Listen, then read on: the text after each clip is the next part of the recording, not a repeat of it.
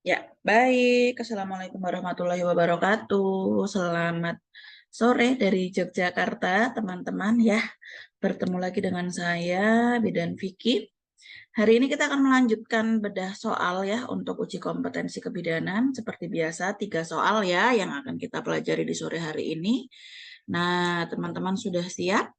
Kalau sudah siap, silakan untuk dicermati ya terkait dengan soal-soal yang akan saya bagikan. Kemudian boleh untuk dicoba menjawab, nanti kita akan cocokkan saat pembahasan. Ya, saya izin membagikan layar saya ya.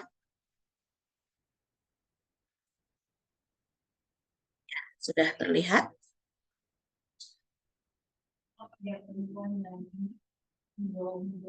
Baik.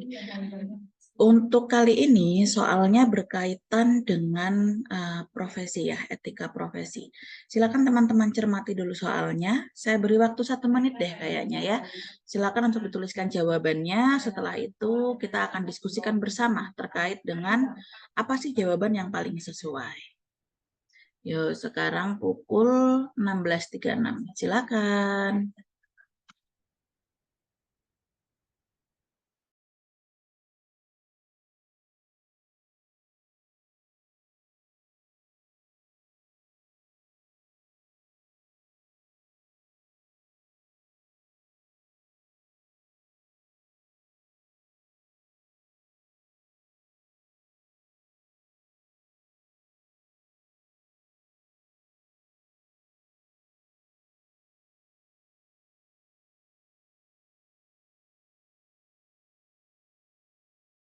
Oke, waktunya habis ya teman-teman.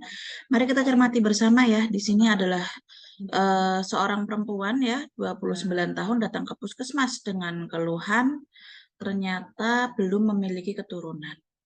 Hasil anamnesis selama menikah sudah 5 tahun dan pernah menggugurkan kandungannya.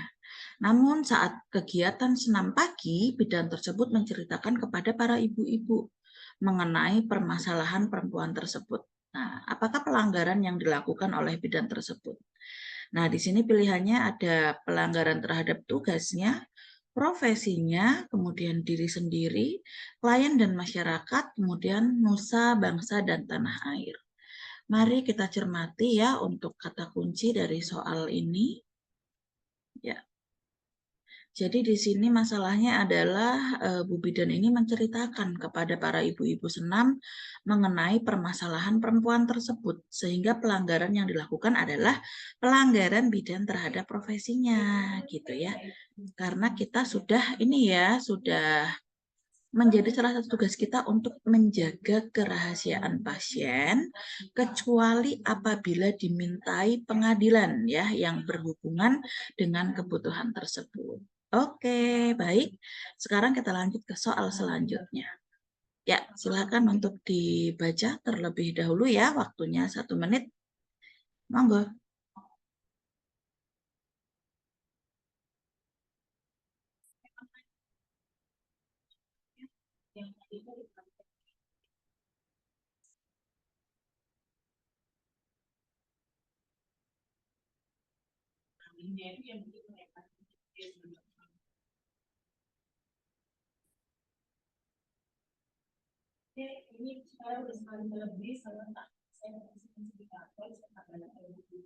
Oke, waktunya sudah habis ya.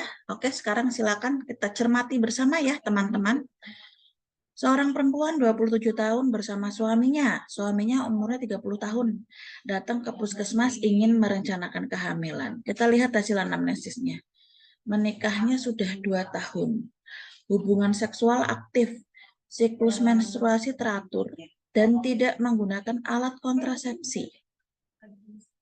Untuk hasil pemeriksaan istri ya, keadaan umumnya baik, kemudian tekanan darah, nadi, suhu, respirasi dalam batas normal.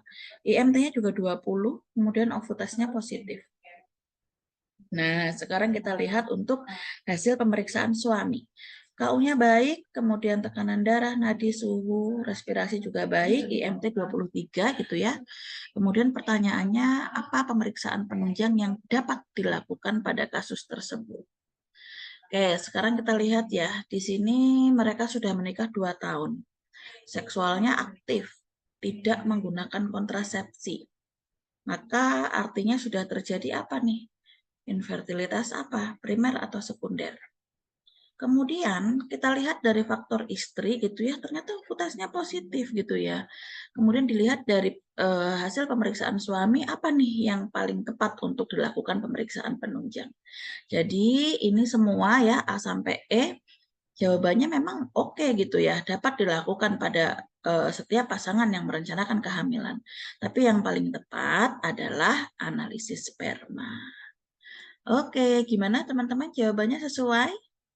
Ya, jadi di sini tujuannya untuk menilai kualitas dan kuantitas sperma ya, sehingga nanti kita bisa melihat gitu ya jumlah spermanya, bentuknya, kemudian morfologinya, serta pergerakan atau motilitas sel spermanya.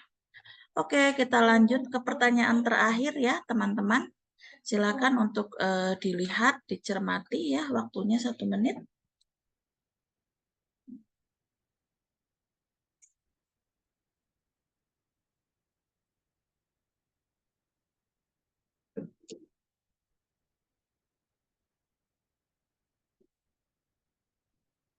Oke, kita bisa baca bersama ya di sini. Seorang perempuan datang bersama suaminya ke PMB untuk melakukan pemeriksaan.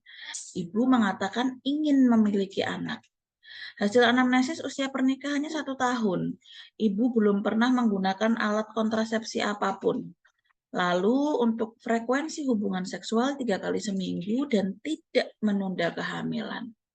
Kemudian dilihat di sini hasil pemeriksaan istri, KU-nya baik, kemudian pemeriksaan tanda-tanda vital dalam batas normal, IMT-nya 19.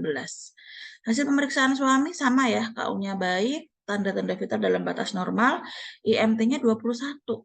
Nah, pertanyaannya, apakah diagnosis yang tepat berdasarkan kasus tersebut?